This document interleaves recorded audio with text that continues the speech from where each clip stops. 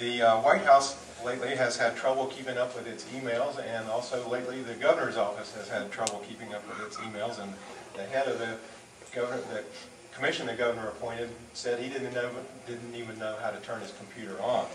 So I know that at least two of you have done live blogging on Blue NC, so the question is, how important do you think that the internet is going to be to your campaign and to the people of this district? Let's start with Dr. Bradford. When we look, in my age group, there are many people who are intimidated by the computers. I was lucky enough that I was an engineer type and I took a program when I was in college. So I don't really see it as a problem, and I see it as the wave of the future. We're going to be doing a lot more stuff electronically. I think electronic medical records are important, and I think the internet is going to be hugely important. I think that the Democratic Party has already proven that the internet is going to be a very powerful tool in politics. So it will happen. Now, how important blogging will be to people who are 30 and older at this point, not nearly as important as it's going to be when we have the next generation coming up and being our age. Mr. Carter? Oh, the internet's very important.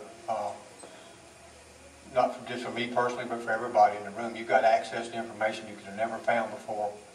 You've got information the government can't hide from you before, like they could before. You can pull up my financial records since we're running. You can pull up hers too. Matter of fact, I want that name of them $500 million people you got. I wouldn't give that much. Oh, okay. But yes, it's very important, and it's a good thing for our children. It's a learning tool that will take us, if I'm not mistaken, our knowledge was doubling every 10 years, 5 years ago, and now it's doubling every 4 years, and I think that's even going to increase even further. So it's important to me. I have been a blogger since 2004. I have a lot of experience online.